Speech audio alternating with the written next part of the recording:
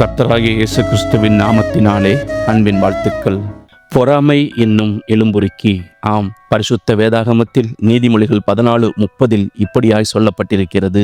சொஸ்தமனம் உடலுக்கு ஜீவன், பொறாமையோ எலும்புருக்கி. மனிதர்களின் மாறுபட்ட வேஷங்கள் துரோகம், மற்றொன்று பொறாமை.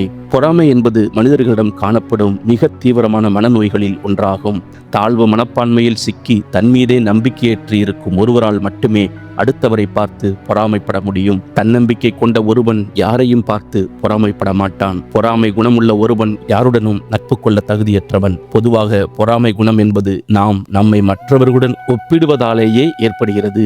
நாம் அனைவரும் தனித்துவம் மிக்கவர்கள். ஒப்பிடுதல் என்பது நம்மை நாமே கேவலப்படுத்துவது போன்றாகும். இப்படித்தான் சிற்பி ஒருவன் மிகச் சிறப்பான சிலை ஒன்றை செய்து மக்களின் பார்வைக்காக வைத்தான். அதன் அருகில் ஒரு கரும் பலகையையும் வைத்து பார்வையாளர்களின் கருத்தை எழுதும்படி குறித்திருந்தான். பார்த்தவர்கள் அனைவரும் அதன் கலை நுணுக்கத்தை வியந்து பாராட்டி சிற்பியை புகழ்ந்து எழுதினார்கள். ஆனால் அங்கே இன்னொரு சிற்பி ஒருவன் வந்தான். மனதில் நிரம்பியிருந்த பொறாமை அவனுடைய கண்களை குறை கண்டுபிடிக்க ஏவியது. எனவே பல மணி நேரங்கள் சிலையை மிக கவனமாக சோதித்தான்.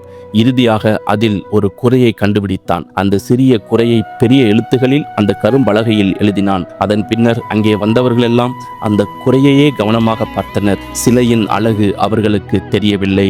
ஆம், இதைத்தான் பரிசுத்த வேதாகமும் நீதிமொழிகள் 23:17 உன் மனதை பாவிகள் மேல் பொறாமை கொள்ள விடாதே, நீ நாடோறும் கர்த்தரை பற்றும் பயத்தோடு இரு.